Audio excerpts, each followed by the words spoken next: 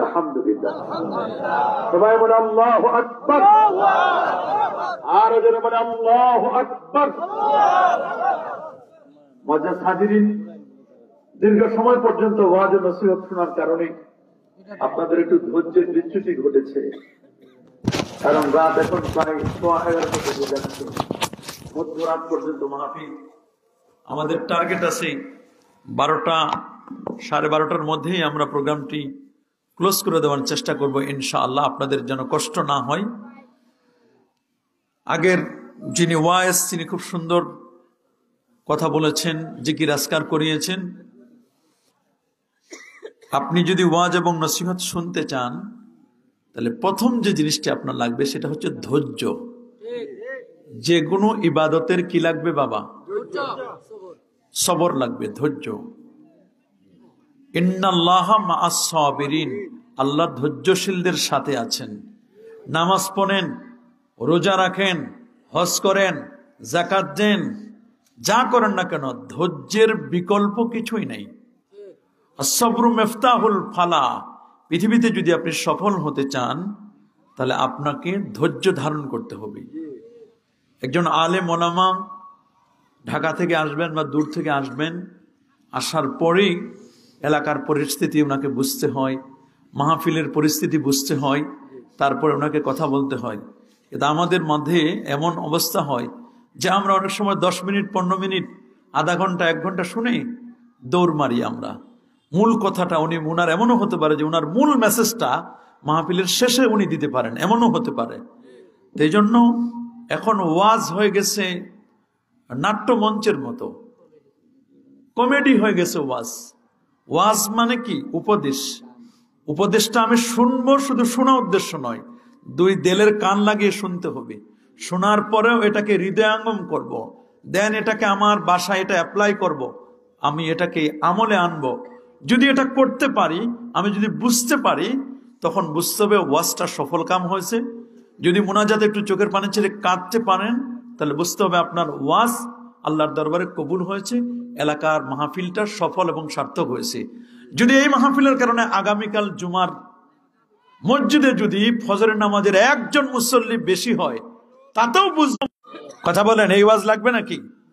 এই জন্য আমি আপনাদেরকে অনুরোধ করব, আমি যতক্ষণ কথা বলবো ধৈর্য ধারণ করে কথাগুলো শুনতে হবে।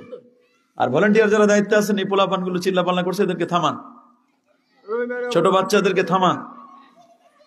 খুব খেয়াল করবেন। আপনারা শুনেছেন আমি একটি মাদ্রাসার, একটা প্রতিষ্ঠানের সাথে আমাদের সম্পর্ক। ওয়াজ করা এটা আমাদের পেশা নয়। বলেন, ওয়াজ করা কি আমাদের পেশা? খুব খেয়াল করে শুনবেন, ওয়াজ করা এটা আমাদের পেশা নয়। আমাদের প্রতিষ্ঠান দায়িত্ব পালন করা, ছাত্রদের পড়ানো, এটা হলো আমাদের পেশা। হুজুর এখানে শিক্ষক হিসেবে ছিলেন, আমরাও শিক্ষক।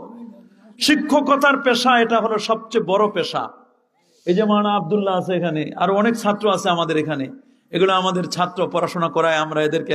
এরা এখন বিভিন্ন জায়গায়, আবার উনারও ছাত্র মাওলানা আব্দুল্লাহ, তো এরকম উনার বাবাও হলো উনার ছাত্র, আলহামদুলিল্লাহ বলেন। এই যে ছাত্র গড়ার কাজ আমাদের, তারপরেও মানুষ দাওয়াত দেয় আমাদেরকে, আমরা একটু দিনের কথা বলতে পারি। স্বাভাবিকভাবে অন্যান্য বক্তারা যেভাবে নাচানাচি, ফালাফালি, সুর, তাল, লয় যেভাবে ওয়াজ করে, এই যোগ্যতা আমার নাই। আমি আপনাদের কাছে আগেই সরি বলে নিচ্ছি, এগুলো আমি পারবো না। তবে আমি পারবো কোরআন এবং সুন্নাহর আলোকে কিছু কথা আপনাদের শোনাতে পারবো। আপনাকে শুনবেন ইনশাআল্লাহ? তা আমি যেহেতু ধৈর্যের কথা বলেছি, প্রথমে আমি একটু ধৈর্য নিয়ে একটা কথা শোনাবো আপনাদের, শুনবেন? গভীর মনোযোগ। একবার আলোচনা হলো যে ইমাম সুফিয়ান সাউরি রহমতুল্লাহ আলাই আর ইমাম আজম আবু হানিফা রহমতুল্লাহ আলাই দুজন সমসাময়িক আলেম ছিলেন। সুবহানাল্লাহ বলেন। সুফিয়ান সাউরি, হযরত সুফিয়ান সাউরি রহমতুল্লাহ আলাই বড় মাপের পণ্ডিত ছিলেন তিনি। সাউর মানে হলো বলদ। সাউর মানে কি? বলদ তো চিনেন, বলদ গরু চিনেন না? আর সাউরি মানে আমার বলদ। উনি মসজিদে প্রবেশ করতে হয়, নিয়ম হলো ডান পা দিয়া। বলেন কি পা দিয়ে? বের হতে হয় কোন পা দিয়ে? বাও পা দিয়ে, নাকি? আবার আপনি দেখেন এই সেম জিনিসটা বাথরুমে যাবেন, কোন পা দিতে হয়? বাম পা। ঢোকার সময় কি পা? বের হবেন, তো উনি বাম পা দিয়ে যেখানে ঢুকতে হয় ডান পা দিয়ে মসজিদে, ওখানে ডান পা না দিয়ে উনি হঠাৎ করে বাম পা দিয়ে বলছেন ভুলে। তা আল্লাহর পক্ষ থেকে তাকে ইলহাম করে জানাই দেওয়া হয়েছে, ইয়া সাউর, এই বলদ, তোমার ঢুক, মানে আমি আল্লাহর বলদ, আল্লাহ আমাকে বলদ বলছেন, তা আমি তো আল্লাহর বলদ। নামের শেষে উনি সাউরি লাগাই দিয়েছেন। আল্লাহু আকবার বলেন। নিয়ম হলো, বিজ্ঞানীরা প্রমাণ করে দেখছে, প্রফেসর ডি লামার্টিন তিনি বলছেন, আমি 14 বছর পর্যন্ত আল্লাহ নবীর জীবনী গবেষণা করেছি। কয় বছর? 14 বছর গবেষণা করছেন উনি। 63 বছরের নবীর জীবনী গবেষণা করার পরে উনি বললেন, আল্লাহ নবীর গবেষণা আর আমি কি করব, আমি শুধু ওনার বাথরুমে ঢুকার মসজিদে ঢুকা নিয়ে গবেষণা করেছি। সুবহানাল্লাহ বলেন। তো উনি মসজিদে ঢুকেন ডান পা দিয়ে, বের হন বাম পা দিয়ে। বাথরুমে ঢুকেন বাম পা দিয়ে, বের হন ডান পা দিয়ে, পুরো উল্টো। তা আমি একজন মমি বিশেষজ্ঞ যারা মৃত্যু নিয়ে গবেষণা করেন তাদেরকে জিজ্ঞেস করলাম, ডান পা উঠানো অবস্থায় যদি কারো মৃত্যু হয়, নিয়ম হলো লাশটা সামনে পড়বে। কোন দিক পড়বে? ডান পা উঠাইছে অবস্থায় মৃত্যু হয়েছে, লাশ পড়বে কি? খুব খেয়াল করে শুনবেন। বাম পা উঠানো অবস্থায় যদি কারো মৃত্যু হয়, লাশ সামনে পড়বে না পিছনে? পিছনে পড়বে। তো উনি বলছেন, আল্লাহর নবী কত দয়ার নবী, যে মসজিদে আপনি প্রবেশ করবেন, প্রথমে ডান পাটা দিবেন, আল্লাহ না করবে অবস্থায় যদি মৃত্যু এসে যায়, ইজা জা আজালুহুম লা ইস্তাখিরুনা সাআতাও ওয়া লা ইস্তাকদিমুন, মৃত্যু চলে আসলো, এই অবস্থা লাশটা মসজিদের সামনে পড়বে না? সামনে মসজিদ না, রাসূলুল্লাহ চান তার উম্মতের মৃত্যুটা মসজিদের ভিতরে হোক। এবার মসজিদে নামাজ শেষ করলেন, ফাইদা কুদিয়াতিস সালাহ, নামাজ যখন সমাপন করলেন, ফান্তাশিরু ফিল আরদ, জমিনে আপনি বের হয়ে যান। তবে মসজিদে নামাজ শেষ করার সাথে সাথে বের হওয়া যাবে না। নামাজের পরে, ফরজ নামাজের পরেও তো আরো 4 রাকাত বাদাল জুমা আছে, আছে না? 2 রাকাত সুন্নাত আছে, অনেক আবার নফলও পড়েন, নবীর প্রতি একটু মিলাদ শরীফ পড়েন, দরুদ শরীফ পড়েন, এরপরে দোয়া মুনাজাত করেন, তারপর বের হন। কিন্তু একদল মানুষের এইরকম ব্যারামও আছে, উনি মসজিদে গিয়ে, শুক্রবার দিন নিয়ম হলো প্রথমে যেতে হয়, যিনি প্রথমে মসজিদে কদম রাখবে, পা রাখবে, তার আমল নামে একটা উট কুরবানির সওয়াব লিখে দেওয়া হবে, কান্নামা কাররাবা বাদানাতান। এরপরে দ্বিতীয় জন যিনি যাবেন মসজিদে পা রাখবেন, ওনার আমল নামায় একটা গাভী, গরু কুরবানির সওয়াব লিখে দেওয়া হবে। এরপরে যিনি যাবেন তার আমল নামে একটা দুম্বা কুরবানির সওয়াব। সর্বশেষ বলা হয়েছে, যিনি যাবেন তার আমল নামে একটা ডিম আল্লাহ রাস্তায় দান করলে যেই পরিমাণ সওয়াব হবে, ওই পরিমাণ সওয়াব তার আমল নামা লিখে দিবেন। কিন্তু আমরা কি এইরকম দেখি? আমরা দেখি কি, মসজিদে যাই সবার শেষে, যাই কি যখন ইমাম সাহেব খুতবা চলে তখন যাই উনি, উনার দুখুলুল মসজিদও নাই, তাহিয়াতুল উযুও নাই, কথা বলেন, কাবলাল জুমাও নাই, আবার সালামটা ফিরে একটু দোয়া মুনাজাত করে চলে যায়। যাই সবার শেষে, আসে সবার আগে, আবার আসার সময় আরেকজনের জুতা পাল্টায় নিয়ে আসে। এরাই হচ্ছে জুতা চোর। বরং এরা কি চোর? এদের দোয়া নাই, মুনাজাত নাই, কাবলাল জুমা নাই, বাদাল জুমা নাই, দুখলুল মসজিদ নাই, তাহিয়াতুল উযু নাই। আল্লাহ নবী বলেন, বিলাল, আমি জান্নাতে তোমার জুতার পায়ের আওয়াজ আমি শুনতে পেয়েছি। বেলাল রাদিয়াল্লাহু আনহু কেঁদে দিলেন, হুজুর আমার আওয়াজ শুনতে পাইছেন আপনি জান্নাতে, আমার পায়ের ধ্বনি, জুতার আওয়াজ। কি আমল করো? বেলাল বলে, হুজুর আমি কি আমল করবো? আপনার মসজিদের মুয়াজ্জিন আমি কি আমল করবো? ওই আজানের জন্য তো উজু করি, উজু করে মসজিদে ঢুকে প্রথমে 2 রাকাত তাহিয়াতুল উযু, তাদখুলুল মসজিদ পড়ি, হয়তোবা এর বদলতে আল্লাহ আমাকে দান করেছেন। নিয়ম হলো মসজিদ থেকে বের হবেন কোন পা দিয়ে? বাম পা। এবার নামাজ শেষ, বাম পা দিয়ে বের হবেন। এই বাম পাটা উঠাইছেন, এই অবস্থায় যদি মৃত্যু হয়, লাশ সামনে পড়বে না পিছনে? পিছনে কি? হ্যাঁ, মসজিদ। এই সময় যদি আপনার মৃত্যুটা হয়, তাহলে আপনার মৃত্যুটা কিসে হলো? আল্লাহু আকবার বলেন। এবার আপনি যান সরাসরি বাথরুমে, মসজিদ থেকে বের হয়, প্রথমে কোন পা দিবেন? কোন পা? বাম পা। বাম পা দিবেন, বাথরুমে ঢুকবেন। ওই সময় মৃত্যু চলে আসলো, আজরাইল আলাইহিস সালাম। এই সময় যদি মৃত্যু হয়, লাশটা সামনে পড়বে না পিছনে? পিছনে কি বাথরুম আছে? টয়লেট নাই। আবার বাথরুম সেরে বের হলেন, কোন পা দিবেন? এই অবস্থা আপনার মৃত্যুটা হলো। এই অবস্থায় যদি মৃত্যু হয়, লাশটা সামনে পড়বে না পিছনে? সামনে কি কোনো বাথরুম আছে? উনি চিন্তা করে দেখলেন যে আমি কি গবেষণা করব, উনার বাথরুম গবেষণা করে তো দিশা পাই না আমি। আল্লাহু আকবার বলেন। কেমন দয়ার নবী, কেমন মায়ার নবী। সুফিয়ান সাউরি, ওনার ব্যাপারে বলা হলো যে উনি বড় আলেম নাকি ইমাম আজম আবু হানিফা বড় আলেম। ইমাম আজম আবু হানিফা জেনাতন ব্যক্তি না, 100 বার আল্লাহর স্বপ্নে দেখেছে। 40টা বছর এশার ওযু দিয়ে ফজরের নামাজ পড়েছেন। 55 বার, 55, 50 যোগ 5 মোট 55 বার আল্লাহর নবী রওজা জিয়ারত করেছেন। 55 বার কাবা শরীফ জিয়ারত করেছেন। কাবার ভিতরে মাত্র 2 রাকাত নামাজ পড়ার চান্স পাইছেন। উনি যেহেতু বলছেন যে চান্স যেহেতু পাইছি, তার ছোটখাটো নামাজ পড়ে লাভ নাই। প্রথম রাকাতে তিনি পড়ছেন 15 পারা সূরা ফাতিহার পর, দ্বিতীয় রাকাতে পড়ছেন 15 পারা। পুরা 2 রাকাত নামাজে 1 খতম কোরআন মাজিদ শেষ। এবার সালাম ফিরানোর পরে বলছে, আল্লাহ আনা আব্দুকা দইফ, আমি তোমার দুর্বল বান্দা, আমার তেমন কোনো আমল নাই, 2 রাকাত নামাজ পড়ছি, আল্লাহ আমার এই সামান্য আমলটুকু তুমি কবুল করে নাও। 700 তাবিঈ থেকে জ্ঞান লাভ করছেন, 22 জন সাহাবী থেকে জ্ঞান লাভ করছেন। আল্লাহু আকবার বলেন। কয়জন? 22 জন সাহাবী থেকে হাদিসের সনদ নিয়েছেন তিনি। আল্লাহু আকবার। আল্লাহর নবী বলেছেন, ইঙ্গিত করেছেন, লাউ কানা দ্বীনু আলা সুরাইয়া, সুরাইয়া নক্ষত্র, 7 আকাশের পরে একটা নক্ষত্র আছে, এটার নাম সুরাইয়া। কি নাম? আল্লাহ কোরআনে কসম করেছেন, ওয়ান নাজমি ইদা হাওয়া, নজম, নজমের পরে নজম দ্বারা তারকা, তারকা মানে সুরাইয়া নক্ষত্র। বলে সুরাইয়া নক্ষত্রটা কোথায়? বলে পৃথিবী। পৃথিবী হলো 13, পৃথিবী থেকে 13 লক্ষ গুণ বড় হলো সূর্য। কত লক্ষ গুণ? 9 কোটি 30 লক্ষ মাইল দূরে সূর্য, 15 কোটি কিলোমিটার দূরে। আল্লাহু আকবার বলেন। সূর্য এরকম 300 কোটি সূর্য আছে। সূর্যের নামে কোরআনে আল্লাহ একটা সূরা দিয়েছেন, সূরাতুল শামস, ওয়াশ শামসু ওয়া দুহাহা ওয়াল কমারি ইযা তালাহা। সূর্য 15 কোটি কিলোমিটার দূরে সূর্য, এরকম 300 কোটি সূর্য আছে। এই সূর্য থেকে 33 কোটি গুণ বড় একটা তারকা আছে, এটার নাম বেটলজিয়াস তারকা। ওই বেটলজিয়াস তারকা যেটা সূর্য থেকে 33 কোটি গুণ বড়, ওই বেটলজিয়াস তারকা বেটলজিয়াস তারকার চেয়ে 45 কোটি গুণ বড় একটা তারকা, তার নাম ওয়াইএক্স স্কুটি। আল্লাহু আকবার। ওইটার চেয়ে আরো বড় হলো গ্যালাক্সি মিল্কি ওয়ে, তার চেয়ে আরো বড় হলো ব্ল্যাক হোল। বলছে ব্ল্যাক হোল লা উকসিমু বিমাওয়াকিউন নুজুম, তারকারাজিগুলো সব ব্ল্যাক হোলের ভিতরে চলে যায়। যখন ভিতরে ঢুকতে বের হয়ে আসে, এক সিমটি বালুর মতো বের হয়ে আসে। ছোট বাচ্চা চকলেট খেলে যেমন হয়, এরকম বড় বড় তারকাগুলো ওখানে ঢুকলে এরকম বের হয়ে আসে চকলেটের মতো। এর পরের স্তর হলো প্রথম আকাশ, তারপরে দ্বিতীয়, তৃতীয়, চতুর্থ, পঞ্চম, ষষ্ঠ, সপ্তম আকাশের পর হলো সিদরাতুল মুনতাহা। সিদরাতুল মুনতাহার পরে একটা তারকা, ওইটার নাম সুরাইয়া নক্ষত্র।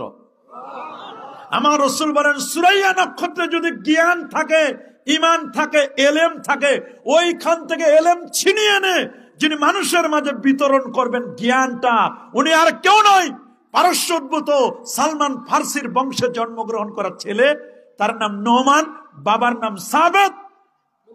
আল্লাহু আকবার বলেন। পরিচিতি লাভ করবে তিনি আবু হানিফা বলে। 6000 শিক্ষক, 6000 শিক্ষকের থেকে জ্ঞান লাভ করছে, 90,000 ছাত্র। আল্লাহু আকবার বলেন। একবার এক গ্রাম দিয়ে যাচ্ছেন, হঠাৎ করে জুতা খুললেন, পিছনে ছাত্ররা বলছে, হুজুর জুতা কেন খুললেন? কই এই গ্রামে আমার একজন শিক্ষক আছে। কি বলেন হুজুর, এই গ্রামে আপনার শিক্ষক আছে? মানে এটা হলো হিন্দু গ্রাম। কি গ্রাম এটা? হিন্দু গ্রাম। এখানে সুইপাররা থাকে। সুইপার কারা? হ্যাঁ, সুইপারে তো আমার একজন ওস্তাদ।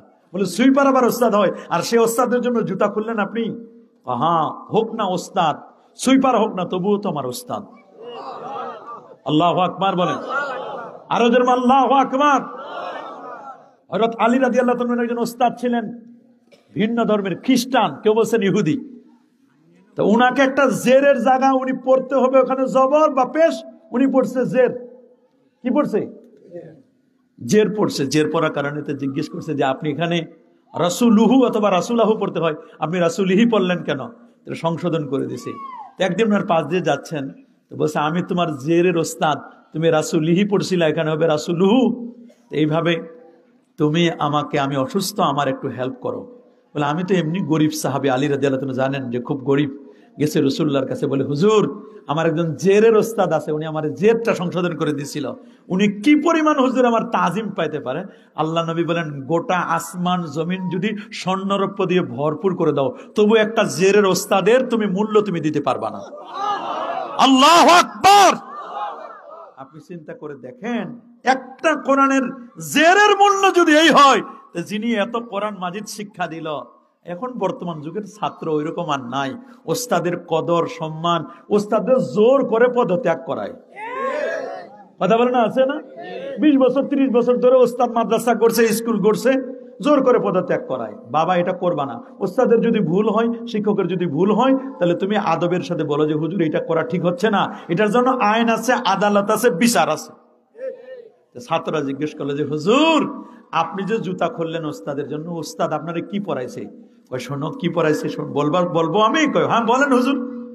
কয় একদিন আমার ছাত্ররা আমারে জিজ্ঞেস করছে, হুজুর কুকুর কখন সাবালক হয়? কুকুর কখন সাবালক হয়? তা আমি 3 মাস পর্যন্ত বই পুস্তক ঘেটে ঘেটে, ফতোয়ার কিতাব ঘেটে ঘেটে অনেক পড়াশোনা করে পাই নাই, উত্তর পাই নাই। খুব টেনশন করতেছি। তা আমার বাড়িতে ওই টয়লেট পরিষ্কার করতে আইছিল সুইপার, কি সুইপার আছে না, মেথর। মেথর জিজ্ঞেস করছে, মেথর তো বলছে যে আপনি এত টেনশন করেন কি? টেনশন তো করি সাধে না। কি টেনশন করেন বলেন? আমি টেনশন করি এই জন্য আমার ছাত্ররা একটা প্রশ্ন করছে, উত্তর দিতে পারি নাই। ইমাম শাফি রহমতুল্লাহ আলাইহ একটা মাসআলা জিজ্ঞেস করছে, ছাত্ররা এক মাসালা খুঁজতে গিয়ে আল্লাহর কোরআন 244 বার খতম করছে। মাসালা খুঁজে পায় না, কয়বার? 244 বার। আমরা একবারও পড়তে পারি না। আর ইমাম শাফি একটা মাসালার জন্য 244 বার আল্লাহর কোরআন ফার্স্ট টু লাস্ট পড়ছে। পায় না 245তম বারে তিনি আল্লাহর কোরআনে ওই মাসালাটা তিনি বুঝেছেন 245তম বারে। আমরা হলে একবার দুইবার পরে বলতাম যে মাসালা নাই। বলা যাবে এই কথা? বলে হুজুর এই নিয়ে আপনার টেনশন করার কিছু নাই, এইটা আমি জানি। সুইবার বলতেছে, বলে বলো দেখি কি? কই হুজুর কুকুর যখন 5 জায়গায় পেশাব করবে, এক পা তুলে যখন কি করবে? পেশাব করবে। আর কুকুর যখন ঘাস খাবে তখন বুঝবেন কুকুর সাবালেগ হয়েছে। কারে এই মাসালাতে আমি তো জানি না। এটা হুজুর কিতাবে পাবেন না, এটা আমরা জানি, আমরা কুকুর পালি তো আমরা বুঝি। আল্লাহু আকবার বলেন। দুইটা দল, একদল বলছেন সুফিয়ান সাউরি বড় আলেম নাকি ইমাম আজম আবু হানিফা বড় আলেম। তো বলে যে তোর পরীক্ষা করো দুইজনেই। বলে কেমনে পরীক্ষা করবা? কয় দেখো দুইজনেই বড় আলেম, তবে কে বড় আলেম এটা বোঝা যাবে ধৈর্য কার কত বেশি। পরে উঠতে হতো বহানিফা পদ ইমামে বাসাফা আসরাজে উম্মতানে মুস্তাফা সাহেব বজবো ইউসুফ কাজী শুদা ওয়াজ মুহাম্মদ যুলমেনানরা জি শুদা। সিরাজুল উম্মতি, গোটা উম্মতের প্রদীপ আলো ছিলেন ইমাম আজম আবু হানিফা। আমাদের মাযহাবের ইমাম সাহেব হুজুর না? বলেন না আমরা কোন মাযহাবের? হানাফি মাযহাবের। বলেন না কোন মাযহাবের? এই মাযহাব কয়টা? এই তো মাশাআল্লাহ আপনি ভালোই পারেন। বলেন না কয়টা মাযহাব? বলেন আমার সাথে হানাফি, শাফি, মালিকি, হাম্বলি। কয় মাযহাব? চারটা কি একসাথে মানা যাবে? মানবো কয়টা? একজনে যদি 4 ডাক্তারের ঔষধ খায় মরবে না বাঁচবে? যে কোনো একটা ডাক্তার আপনার নিতে হবে। আপনি প্যারাসিটামলও খাইলেন, নাপাও খাইলেন, সিপ্রোসিনও খাইলেন, আবার এস প্লাসও খাইলেন, 4টা মিলায় একেবারে আপনি খাই নিলেন, বাঁচবেন? কঠিন অবস্থা হবে। যে কোনো একটা পথ আপনি নিবেন, 4টা মাযহাবে হক, যে কোনো 4 মাযহাবের একটা, হয় হানাফি, না হয় শাফি, না হয় মালিকি, না হয় হাম্বলি। সুবহানাল্লাহ বলে। অনেকে বলে হুজুর মাযহাব টাযহাব চিনি না, কোরআন মানে হাদিস মানে, এরকম লোক আছে না কিছু? কিসের মাযহাব? কোরআন মানে হাদিস মানে। আল্লাহ নবী বিদায় হজ্জের ভাষণে বলে গেছেন, আইয়ুহান নাস তারাকতু ফীকুম আমরাইন লান তাদিল্লু মা ইন তামাসসাকতুম বিহিমা কিতাবাল্লাহ ওয়া সুন্নাতা রাসূলি। আমি তোমাদের মাঝে দুটো জিনিস থেকে যাচ্ছি, যতদিন পর্যন্ত দুটো জিনিসকে আঁকড়ে ধরবে ততদিন পর্যন্ত গোমরাহ হবে না, পথভ্রষ্ট হবে না। দুইটাকে তোমরা আঁকড়ে ধরবে, একটা হলো আল্লাহর কালাম পবিত্র কোরআন মাজিদ, আর একটা হলো আমার আদর্শ, আমার সুন্নাত। এই দুটো আঁকড়ে ধরবে। এই হাদিস দলিল দিয়ে অনেকে বলেন কোরআন মানে হাদিস মানে, হানাফি শাফি মালিকি মাযহাব টাযহাব পীরপন্থী এগুলো কিচ্ছু চিনি না, খালি কোরআন মানে আর হাদিস মানে। তো ওরে জিজ্ঞেস করবেন, দোস্ত তুমি তো শুধু কোরআন মানো আর হাদিস মানো, পড়তে পারো কোরআন হাদিস? আপনারা এখানে যারা আছেন সবাই পারেন? পারেন? তো যারা কোরআন হাদিস পারে তাদের কথাগুলো আপনারা শুনেন, মানেন, কথা বলেন। আমরা কি কোরআন হাদিসে মাসলা মাসাইল বের করতে পারবো? পারবো? খুব কঠিন হবে। মাসলা মাসাইল বের করে দিয়েছে, 4 ইমাম বের করে রাখছে, আমরা খালি ওইখান থেকে নিয়ে সাপ্লাই দিই আপনাদের কাছে ফতোয়ার কিতাব থেকে। হয় আপনি নিজে মাছ ধরবেন পুকুরে গিয়া, না হলে যারা মাছ ধরছে ওদেরটা কিনে নিয়ে খাবেন, কিন্তু মাছও ধরবেন না আবার কিনেও খাবেন না। যারা মাছ ধরছে তাদেরকে গালি দিবেন, এটা তো নিমক হারামি। বলেন আপনারা, এটা নিমক হারামি না?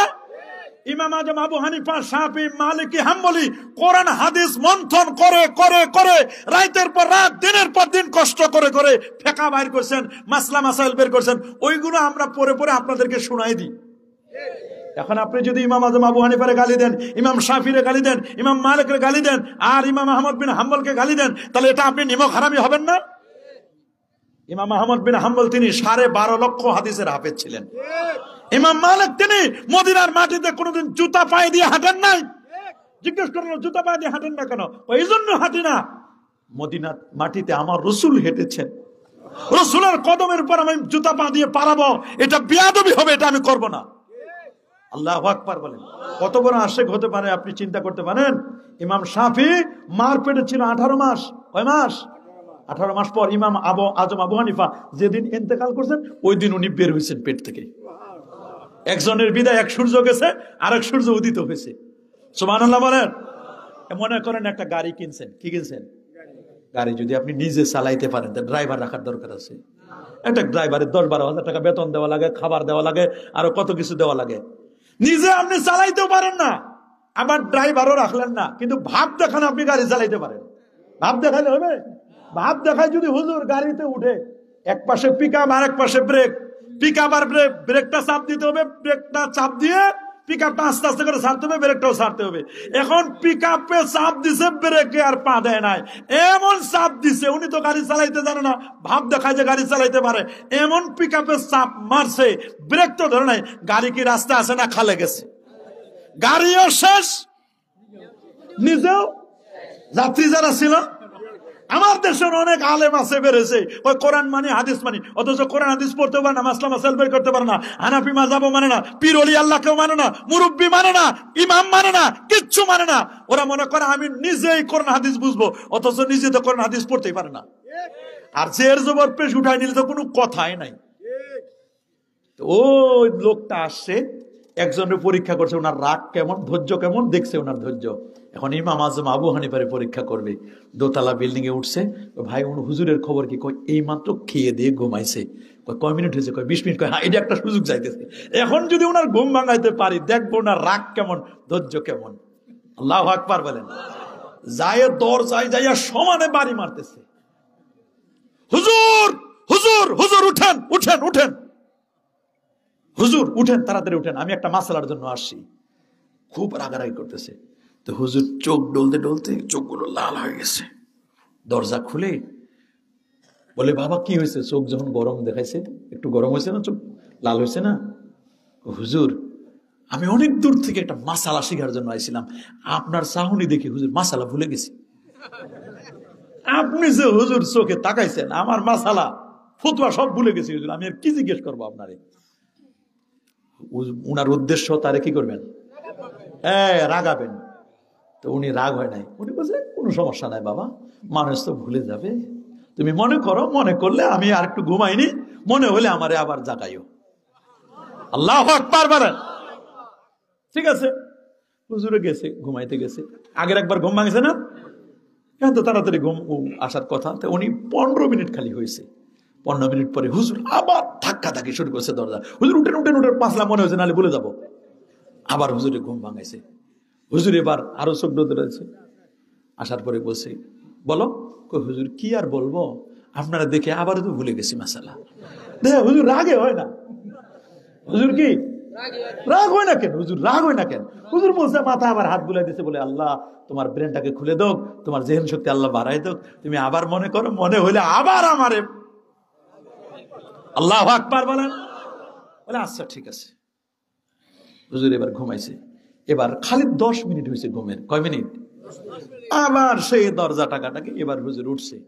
হুজুর উঠে বলছে, বাবা বলো। হুজুর ভুলে যাচ্ছি। না না বলো। হুজুর ভুলে যাচ্ছি। হুজুর এবার বলে, বলো বলো বলো। ও হুজুর, হ্যাঁ হ্যাঁ মনে হয়েছে হুজুর, ঠিক আছে বলতেছি। মানে খালি রাগানোর চেষ্টা করে রাখতেছে না। বলে, বাবা বলো। তাহলে বসি? হ্যাঁ বসি। বসছে এবার। বলে, হুজুর আপনি রাগ করবেন না তো? কয়, না রাগ করবো না। বলো কি হয়েছে? হুজুর, মাসলাটা খুব জটিল। বলে, কি জটিল বলো না আমারে। যত জটিল মাসালা হোক আমাকে বলো, আমি উত্তর দিব। আচ্ছা হুজুর বলে ফেলি তাহলে, রাগ করবেন না তো? কয়, না রাগ করবো না। বলবো মাসালা বলবো? কি উনি জিজ্ঞেস করছে? কয়, আচ্ছা ঠিক আছে হুজুর বলেন। আপনারা যেমন বলছেন হুজুর বলেন, ওই হুজুরও বললেন যে আচ্ছা বলো বাবা বলো। ঠিক আছে। বলে, হুজুর এই যে আমরা সারাদিন দিন রাতে তো বাথরুম করি, পায়খানা করি না?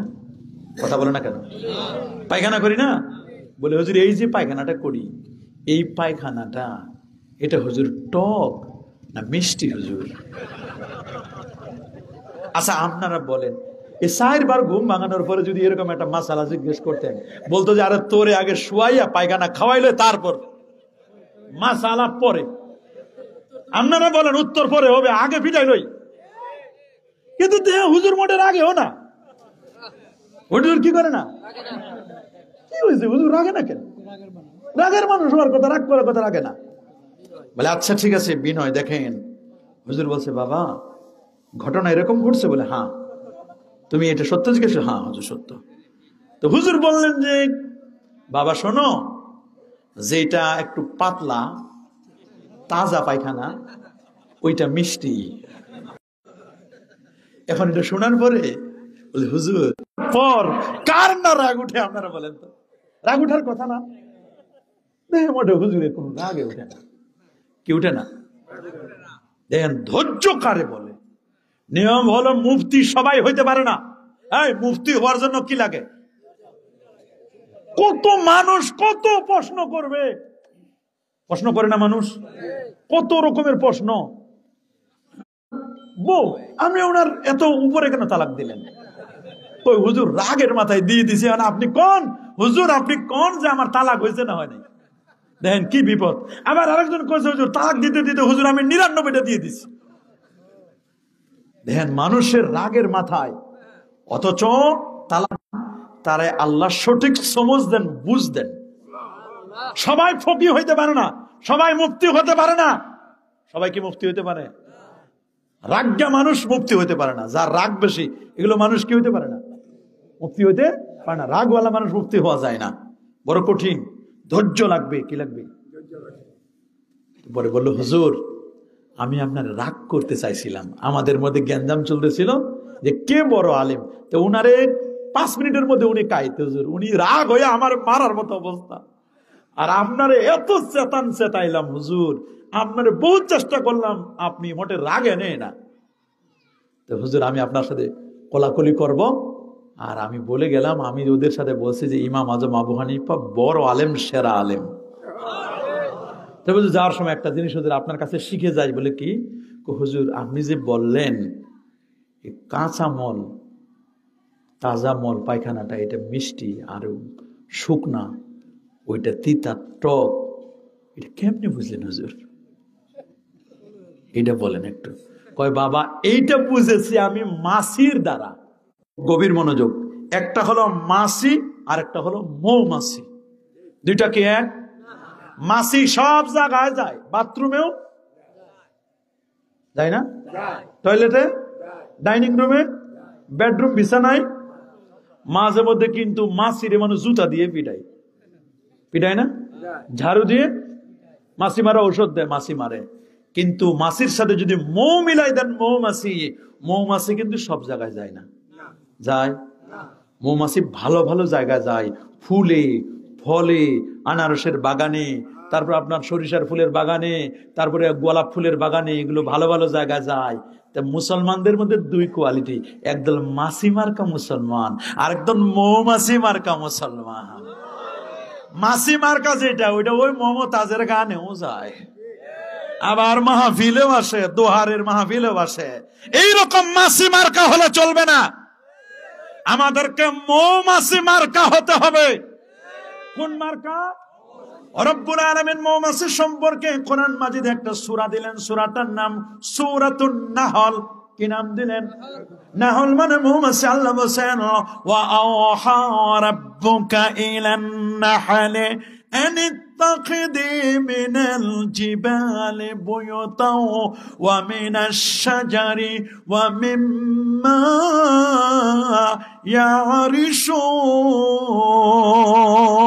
ইয়ারিশুন। আল্লাহ বলেন রে মৌমাছি, আমি তোমাকে সিক্রেট মেসেজ দিয়ে দিলাম, গোপন তোমার সংবাদ দিলাম। তুমি এই পৃথিবীর 3টা জায়গায় বাড়ি বানাবা। প্রথম বাড়ি বানাবা গাছের ডালে, দ্বিতীয় বাড়ি বানাবা পাহাড়ের গুহায়, তৃতীয় বাড়ি বানাবা বিল্ডিং এর কান্নিসে কোনায়। মৌমাছি বাড়ি বানায় এই 3 জায়গার বাহিরে বানায়। ছোটকালে আপনারা পড়েছেন, আমিও পড়েছি ক্লাস 2-এ। মৌমাছি মৌমাছি কথা যাও নাচি নাচি, দাঁড়াও না একবার ভাই। মৌমাছি বলে ওই ফুল ফুটে বনে যাই মধু আহরণে, দাঁড়াবার তো সময় আমার নাই, আমি অনেক ব্যস্ত। কেন ব্যস্ত? আল্লাহ আমার 3 জায়গায় বাড়ি বানাইতে বলছে।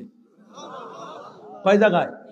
আচ্ছা আপনারা বলেন, আমাদের দেশে বুয়েট আছে, কুয়েট আছে, কুয়েট আছে, রুয়েট আছে, কত ইঞ্জিনিয়ারিং বিশ্ববিদ্যালয় আছে। একটা মৌচাক, এক একটা মৌচাক এটা বর্গক্ষেত্রের মতো না, আয়তক্ষেত্রের মতো না, ট্রাপিজমের মতো একটু তেরা করে বানায়, যেন ঝড় তুফান আপদ বিপদে যেন না পড়ে। গাছ ভাঙে পড়ে কিন্তু মৌচাক ভাঙে না। 8 কেজি 7 কেজি 5 কেজি মধু নিয়ে ঝুলাই থাকে। কি সুপার গ্লু আল্লাহ মৌমাছির মধ্যে দিব্যা দিয়ে দিছে যে 5 কেজি মধু নিয়ে ঝুলে আছে।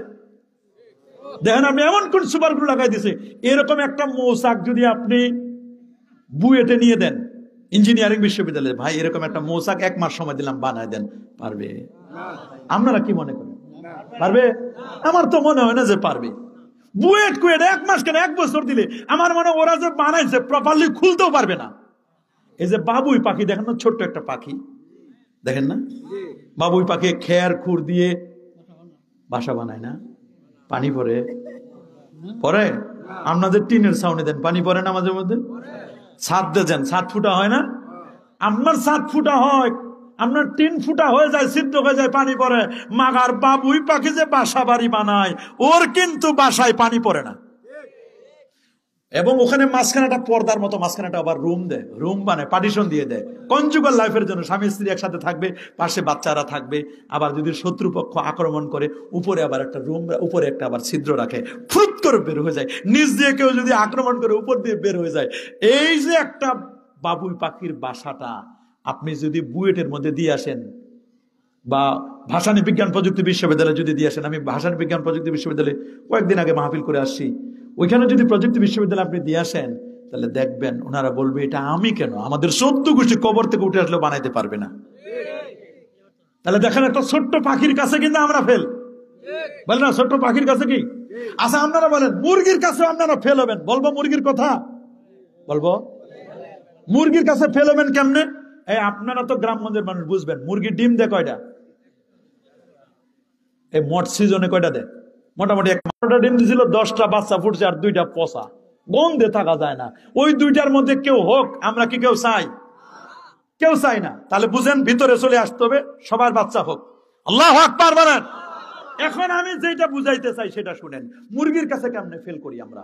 আচ্ছা আপনারা বলেন, মুরগির ডিমের ভিতরে কি আছে? দেওয়ার পরে বাচ্চা আছে না? বাচ্চাটা, এই বাচ্চা ওলা মুরগির ডিমগুলো বাহির থেকে কি দেখা যায়? দেখা যায়? দেখা যায় না। এইরকম 10টা ডিম যদি 10 জন সার্জিক্যাল ডাক্তার যারা পেট কাটে বাচ্চা বের করে, ওদেরকে যদি বলেন যে ভাই এই ডিমগুলো নেন, প্রত্যেকটা ডিম আপনার ছুরি দিয়ে অপারেশন করে এক জায়গায় ছিদ্র করে বাচ্চা বাড়ি করবেন, আপনারা মনে করেন 10 জন ডাক্তার কি একজনও পাস করবে? বলবে ভাই আমরা পারবো না। এটা আগে আপনারা ল্যাবরেটরিতে নেন, আগে চেক আপ করান, ডিমটা আল্ট্রাসাউন্ড করেন, এক্সরে করেন, লাল কালিতে দাগায় নিয়ে আসেন যে এই জায়গায় মুরগির নাকটা, চোখটা এই জায়গা আছে, ওই জায়গায় আমরা চাকু দিয়ে কেটে বাড়ি করে দেবো মুরগির বাচ্চাটা। তা আপনি এতদিন MBBS ডাক্তার পড়াশোনা করে একটা মুরগির বাচ্চাটা বাইর করবেন, ডিমটা অপারেশন করে, এটাও পারেন না। তো মুরগি কোন ইউনিভার্সিটিতে পড়ছে? আপনারা বলেন না, মুরগি কোন ইউনিভার্সিটিতে পড়ছে? কোন মেডিকেল কলেজে পড়ছে? ময়মনসিংহ মেডিকেলে পড়ছে না? ময়মনসিংহ মেডিকেলে পড়ছে? পড়ে নাই। অথচ দেখেন মুরগিটা তাকে আল্লাহ তাআলা কোনো অপারেশন থিয়েটারে কোনো ট্রেনিং দেয় নাই, কিচ্ছু দেয় নাই। মুরগির সামনে যে দুইটা ঠোঁট আছে, এই ঠোঁট দুটা দিয়ে সে মুরগির যে ডিমটা ঠোকর মেরে বাচ্চাটাকে বের করে দেয়। কেমনে বুঝে যে এই জায়গায় তার নাক চোখ মুখ কান আছে, এক জায়গায় ছিদ্র করে বাচ্চাটা বাইর করে দেয়। তাহলে আমরা তো হিসাব নিকাশ করে দেখলাম মুরগির কাছেও ফেল, বাবুই পাখির কাছে তো ফেল হয়েছি কত আগে। কেন বাবুই পাখির কাছে ফেল? বাবুই পাখি যদি বিদ্যুতের লাইন নিত কখনো কারেন্ট আমরা পাইতাম? আল্লাহ তাআলা বাবুই পাখিকে এমন বুদ্ধি শিখাই দিয়েছে, শোন বাবুই পাখি শোনো, তোমার বাসায় জীবনে বিদ্যুতের কারেন্টের লাইন যাবে না, তুমি বিদ্যুৎ বিলও পরিশোধ করতে পারবে না, যে বিদ্যুৎ বিল বাড়ছে। কথা বলেন। আল্লাহ বাবুই পাখির বলছে, হ্যাঁ বাবুই পাখি তোমার বাসাটা বানাবা, হ্যাঁ বানানো শেষ, এবার তুমি আঠালো কাদা নাও, দোআঁশ মাটি কাদা নিয়ে তুমি এবার তোমার বাসার ভিতরে লাগাই দেবে, এটা তোমার বোর্ড, এটা সুইচ, এটা হোল্ডার। বলে আল্লাহ বাতি কই? বাতি নিয়ে কোনো টেনশন করো না, বাতি তোমারে দিতেছি আমি। সুবহানাল্লাহ বলেন। বাতি পাবো কোথায়? এবার ওই বাবুই পাখিটারে বলে তুমি জঙ্গলে যাও, জঙ্গল বাঁশ বাগানে যাও, বাঁশ বাগানে মঙ্গল আছে, মঙ্গল প্রদীপ জোনাকি পোকা। ও তখন গিয়ে 4-5টা জোনাকি পোকা ধরে ওই যে আঠালো কাদার মধ্যে লাগাই দেয়, ওটা হলো বাল্ব। এমন সুন্দর করে সেটআপ দিয়ে লাগাই দেওয়ার পরে এবার যখন ঝিলিক মারে পুরো বাসা ওর আলোকিত হয়ে যায়, বাচ্চাদের খাওয়াইতে পারে, ওর কোনো বিদ্যুৎ বিল লাগে না, কারেন্টের কোনো ধরনের লোডশেডিংও নাই। আল্লাহু আকবার বলেন। আল্লাহ রাব্বুল আলামিন বলেন, আওয়ালাম ইয়ারাউ ইলা তায়র ফাওকাহুম সাফাতিন ওয়া ইয়াকবিদনা মা ইউমসিকুহুন্না ইল্লার রাহমান।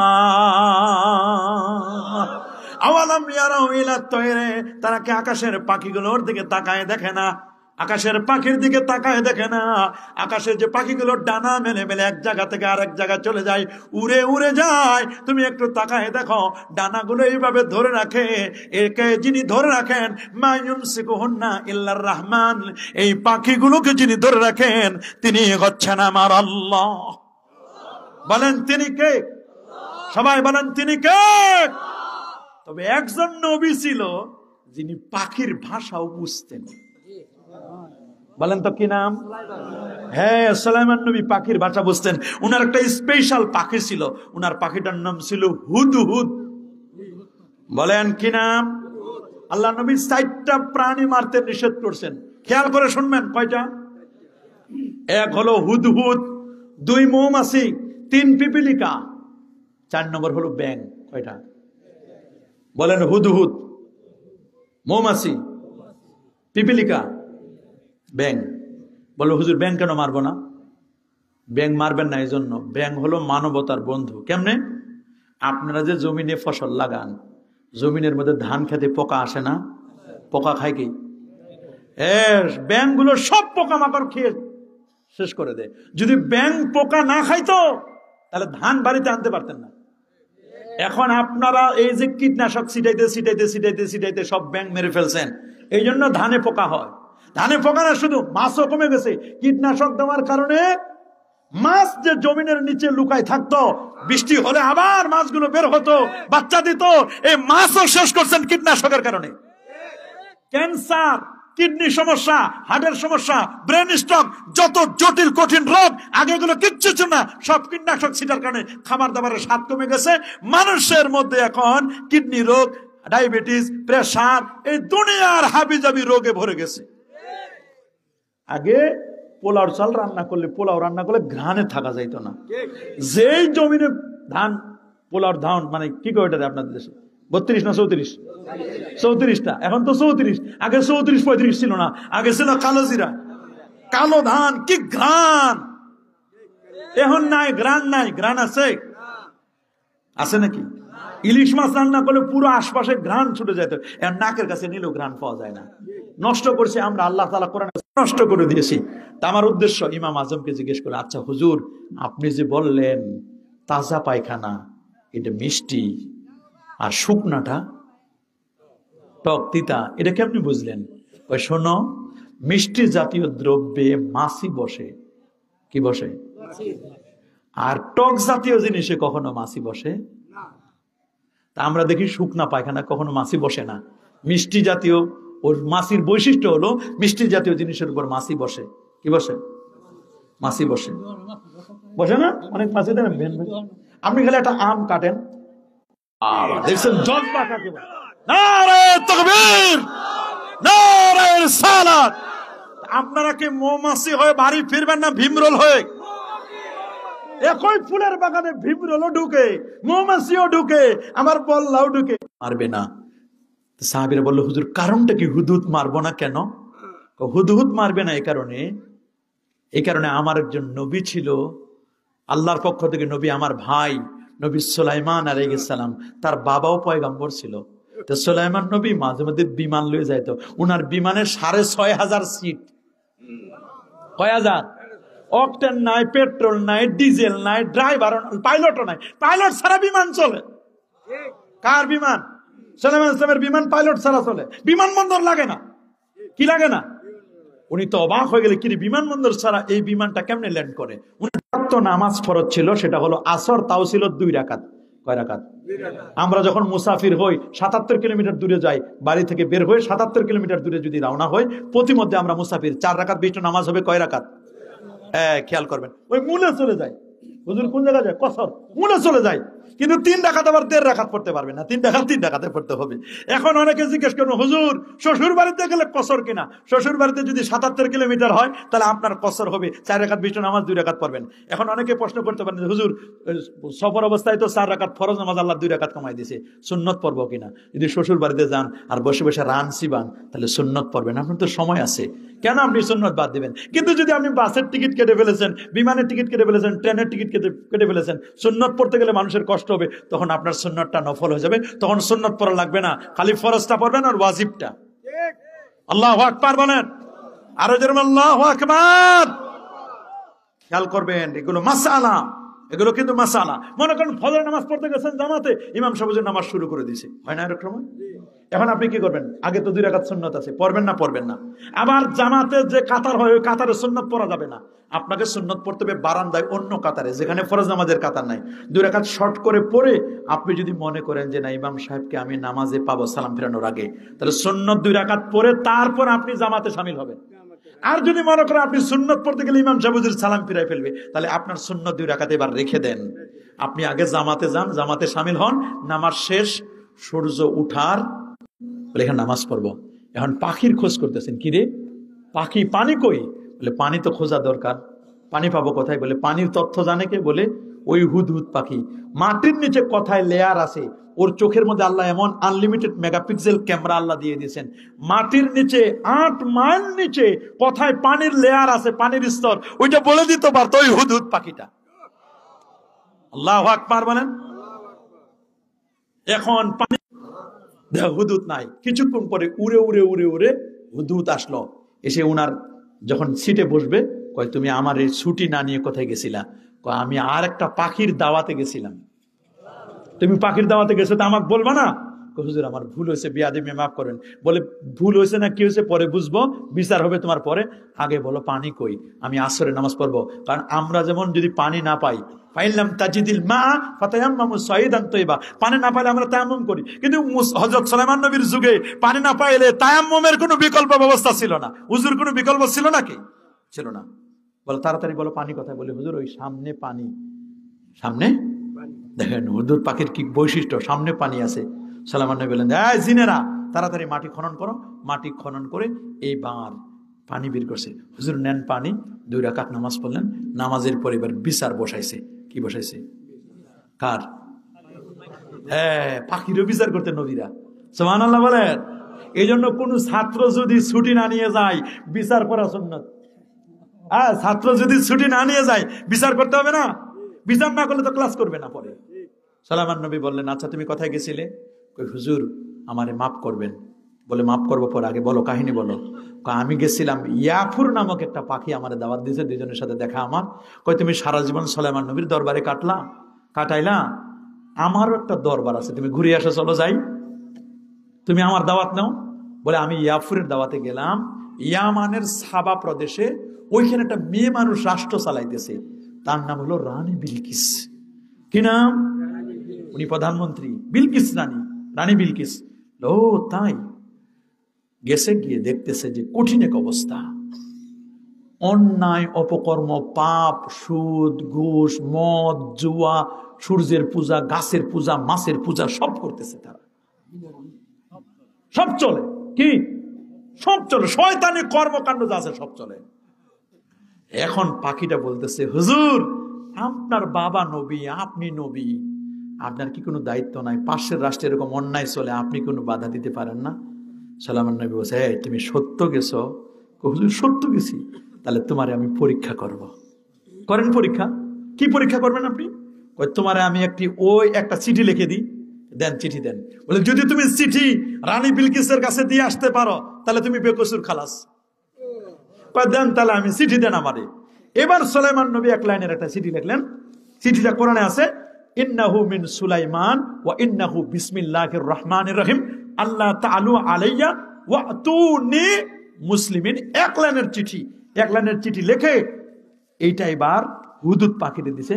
এই চিঠিটা ওর গলায় বেঁধে দিছে, তুমি এই চিঠিটা নিয়ে রানী বিলকিসের বুকের উপরে দিয়ে আসবা। এখন পাখি উড়ে উড়ে উড়ে উড়ে উড়ে যেতে যেতে যেতে যেতে যেতে সকালে পাঠাইছে তো, গিয়ে দুপুরে লাঞ্চের পরে, দুপুরে খাবার খাওয়ার পরে উনি শুয়ে পড়ছেন।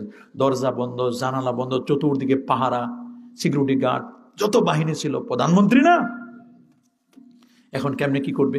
ধরা খাই যায় নাকি? এই জন্য ভিতর দিয়ে ভেন্টিলেটার আছে না, ওইটা দিয়ে ঢুকে রানী বিলকিসের বুকের উপরে চিঠি দিয়ে আসে। ঘুম থেকে উঠে দেখে চিঠি, কি রে, চিঠি আসলো কোথা থেকে? চিঠিটা খুলে দেখছে, ইন্নাহু মিন সুলাইমান, সুলাইমানের পক্ষ থেকে। রানী বিলকিসের কাছে আত্মসমর্পণ করতে, সারেন্ডার করতে হবে যায় তার কাছে। সব বাহিনীকে ডাকতেছে আর সে থরথর করে খালি কাঁপতেছে।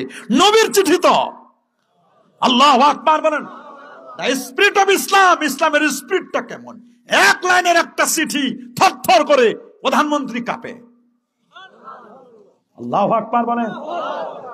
যেন কোনো চিঠি না, কেমন চিঠি আপনি চিন্তা করে দেখেন। এক লাইনের চিঠিতে থরথর করে কাঁপতে লাগলো। সব বাহিনী দরজা খুলে দিল। কিরে, আমার চিঠি আসলো কোথা থেকে? তোমরা জানো না? বলে না। কে চিঠি দিল? সুলাইমান তাহলে এত পাওয়ারফুল, কেমনে চিঠি দিল? আমরা কিছু বলতে পারি না। আবার হুদুদ পাখিকে বলে দিছে, তুমি ভেন্টিলেটারে লুকায় থাকবা, কে কি করতেছে সব আমার কাছে আবার সব জানাবা, সব পাঠাবা। বলে আচ্ছা ঠিক আছে। সব বাহিনীকে ডাকলো, ডেকে জিজ্ঞেস করছে, এই বলো তো, চিঠির যিনি পাঠিয়েছেন তাকে চিনো? কি নাম বলেন? ওনার নাম সুলাইমান। সুলাইমানকে চিনো? সেনাবাহিনীদের মধ্যে দুইটা দল হলো। কয় দল? এক দল বলল চিনি, উনি হলেন একজন আল্লাহর পয়গাম্বর নবী। আরেক দল বললো যে উনি একজন বাদশাহ, জিনের বাদশাহ। তখন রানী বিলকিস বলল, যদি জিনের বাদশাহ হয় আর যাই হয়, নেতা হোক, নেতারে ঠান্ডা করতে আমাদের সব বাহিনী আছে, আমরা পূর্ণ প্রস্তুত। কিন্তু তোমরা যে আরেক দল বলছো উনি নবী, যদি নবী হয় তাহলে সরি, কাম হবে না। নবীর পাওয়ার থাকে আল্লাহর সাথে। আল্লাহু আকবার বলেন। যদি নবী হয় তাহলে এখানে আর মাতবরি। হ্যাঁ, নবীরা নিষ্পাপ, আগের পরের কোন গুনাহ আছে নাকি? আমার নবী কি আমাদের মতো? নাউজুবিল্লাহ, আমাদের মতো নয়। আমার নবী আমাদের মতো নয়। আমার নবী কেমন? নবী নিষ্পাপ, নবীর কোনো গুনাহ ছিল না। নবী এক রাতে আল্লাহর আরশ পর্যন্ত ভ্রমণ করে আসছে। নবীর কোনো গুনাহ ছিল না।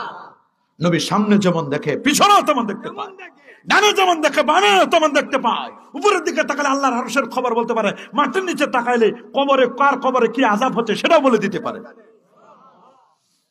আল্লাহু আকবার বলেন। কি ধরনের নবী আমার! বাদে আজ খোদা বুজুর্গ তুই কিসসা মুখতাসার। আল্লাহর পরে যে নবীর মর্যাদা, গোটা পৃথিবীর সৌন্দর্য নবীকে দিয়েছেন। সাহাবীরা বলে একবার চাঁদের দিকে তাকায়, তার দিকে, চাঁদের দিকে একবার তাকায়, একবার নবীর দিকে তাকায়, দেখলাম চাঁদের মধ্যে দাগ আছে, নবীর মধ্যে কোনো দাগ নাই। কেমন দয়ার নবী, কেমন মায়ার নবী! গাছে ছিল, মাছে ছিল। আজকে বললাম হাদিসুল গাজাল, বনের হরিণী নবীরে সালাম দেয়। বনের হরিণী নবীজি চিনছে, কিন্তু অনেক বড় বড় দাড়িওয়ালা, টুপিওয়ালা, জুব্বাওয়ালা হুজুর চিনে নাই। আছে না নাই?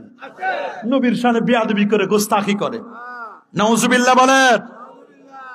আচ্ছা ঠিক আছে, ওনারে চিনা? বলে হ্যাঁ, উনি আল্লাহর পয়গাম্বর যদি হয় তাহলে আমরা কিছু করতে পারবো না। নবীদের নেটওয়ার্ক থাকে আল্লাহর সাথে। নবীদের রিমোট কার হাতে? ওমা ইয়ানতিকু আনিল হাওয়া ইন হুয়া ইল্লা ওয়াহয়ুন ইউহা। আর মুসা নবী তো মুসা যেমন কালিমুল্লাহ, সুবহানাল্লাহ বলেন, ঈসা রুহুল্লাহ, এক এক নবীকে আল্লাহ এক একটা দান করেছেন। সুলাইমান আলাইহিস সালামকে দান করেছে আইয়ুহান নাস উল্লিমনা মানতাকাত তায়র, পাখিদের ভাষা বুঝতেন নবী সুলাইমান আলাইহিস সালাতু ওয়াস সালাম। আল্লাহু আকবার। জিন ওনার অধীনে ছিল 2.5 লক্ষ জিন। কয় লক্ষ? 2.5 লক্ষ। এবার ওরা বলল তাহলে শোনো, টেস্ট করো ওনারে, উনি যদি জিনের বাদশা হয়, নেতা হয়, তাহলে নেতারে টেস্ট করার একটা সিস্টেম আছে। বলে কি? উনারে ঠান্ডা ফি দাও। কি দাও? ঠান্ডা ফিটা কি? ঘুষ। নাউজুবিল্লাহ বলেন। সুলাইমান নবীর এবার ঘুষ পাঠাইতেছে, বলে ঘুষ হাদিয়া দাও। এখন তার ঘুষ বলে না, এখন কয় হাদিয়া। এখন কি ঘুষ আছে নাকি? সব নাম দিছে হাদিয়া। বলে কি দিবেন উনারে? কয় উনারে 8টা স্বর্ণের ইট। কয়টা? কিসের ইট? স্বর্ণের বার ইট আছে না, এরকম স্বর্ণের ইট দাও।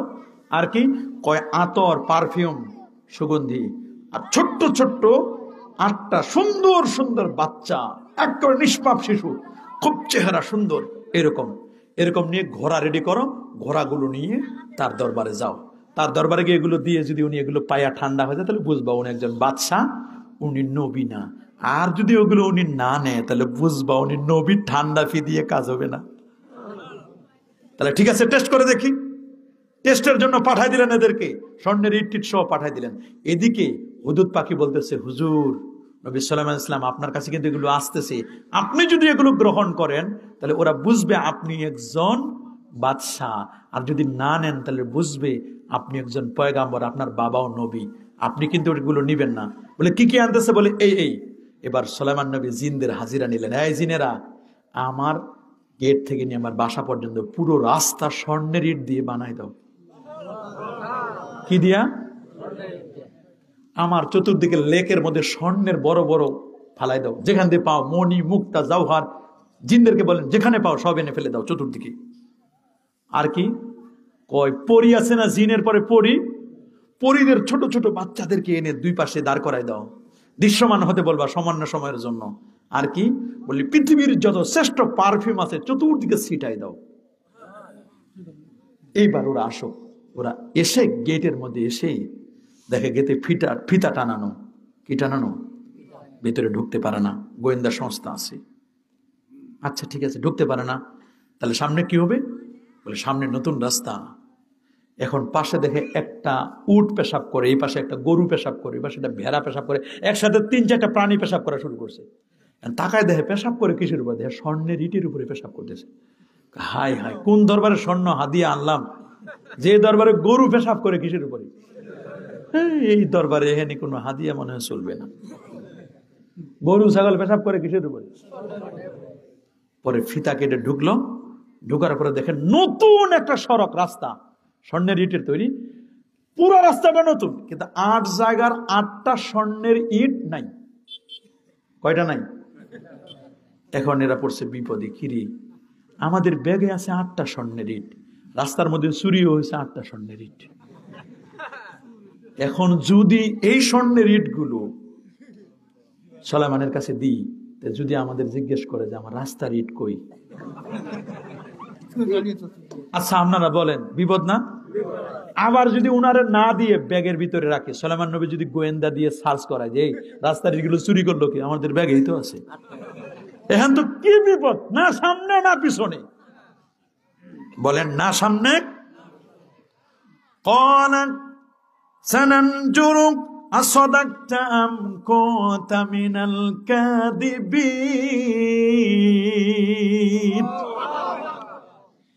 ইযহাব বিকিতাবিক হাযা ফাআলকি ইলাইহিম সুম্মা তাওয়াল্লা আনহুম ফানানজুর মাযা ইয়ারজিউন। আল্লাহ বলেন তুমি চিঠি দিয়ে আসছো, এখন রেজাল্ট বলো। রেজাল্ট তো দেখা যাচ্ছে। আল্লাহু আকবার বলেন। চিঠির রেজাল্ট নিয়ে আসছে। ক্বালা ইয়া আইয়ুহাল মালাউ ইন্নী উলকিয়া ইলাইয়া কিতাবুন কারীম। এটা কোরআন মাজিদের আয়াত, সব কোরআনের ঘটনাটা, এটা সম্পূর্ণ কোরআনের। আল্লাহু আকবার বলেন।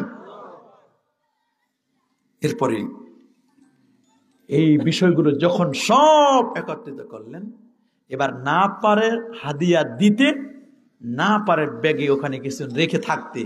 বলে শোনো, উভয় সংকট, তাড়াতাড়ি উনার দরবার ছেড়ে ভাগো, বিদায় নাও। উনারে আর বলা টলা নাই, তাড়াতাড়ি ঘোড়াগুলো ঘুরাইয়া এক লাফে যেতে যেতে যেতে যেতে চলে গেছে একেবারে। তাড়াতাড়ি গিয়ে কোনো মতে খালি জীবনটা বাঁচাচ্ছে। রানী বিলকিসের কাছে গিয়ে বলছেন, আপনি এমন জায়গায় পাঠাইছেন, কোনো মতে জানলোই খালি বাইরে আসি, গরু ছাগল পেশাব করে স্বর্ণের ইটের উপরে আপনি দিয়ে পাঠাইছেন স্বর্ণের ইট হাদিয়া, আর যে পরিগুলোরে সাজায় রাখছে এগুলো দেখে আমরা অবাক হয়ে গেছি। আর এত ঘ্রাণ চতুর্দিকে, আমরা যদি পারফিউম গুলো বের হতাম তো গন্ধে থাকা যাইত না। আপনি কোন জায়গায় পাঠাচ্ছেন? উনি অরিজিনাল একজন নবী, উনার শুনছি উনার বাবাও নবী ছিলেন। নবীর সাথে মাতবাড়ি চলে নাকি?